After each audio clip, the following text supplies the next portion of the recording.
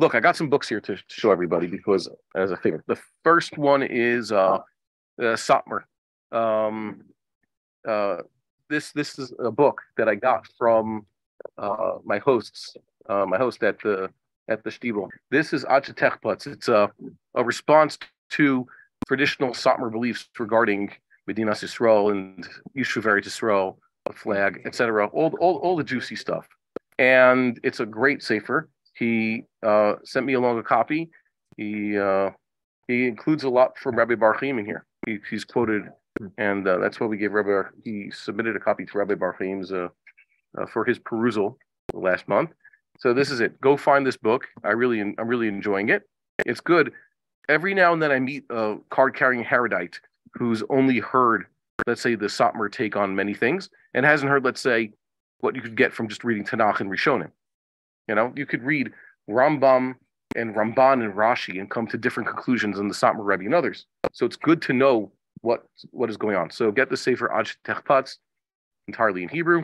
It's recommended. So that's one thing I picked up in Chutz La'aretz. Next is, I really should have mentioned this years ago. I've had Rabbi Gladstein on one of the videos. We were talking about various things.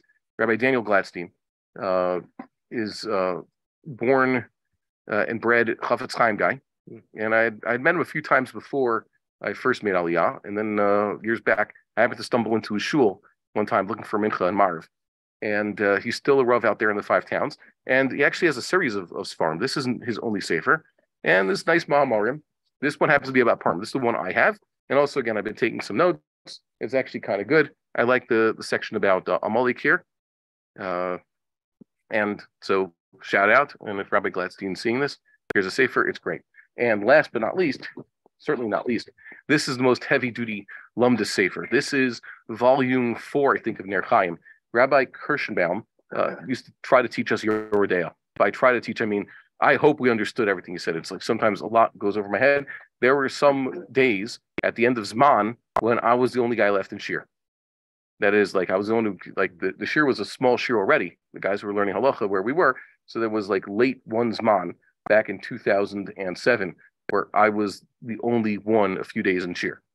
So we got to discuss these things, and he was the one who introduced me, for example, to what the Torah says about the Jewish calendar and show me about the calendars that had printed, you know, this one, Shmuel, the calendars that had been printed in the Torah had a major toe sofer that showed up, and then they corrected it, and he has basically a calendar for the rest of Jewish history, assuming this. So this is Rabbi Kirschenbaum's sefer. Why is this important? Because he's been writing a sefer on Yoredea, basically of a comprehensive review of the Be'er HaGra.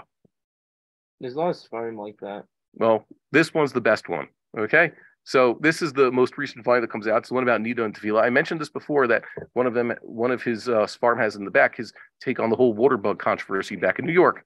So Rabbi Kirschenbaum is very insistent that real Lamdon and Eretz Yisrael be exposed to the Sefer. If I could, I'd try to show this to everybody. So this is a big deal.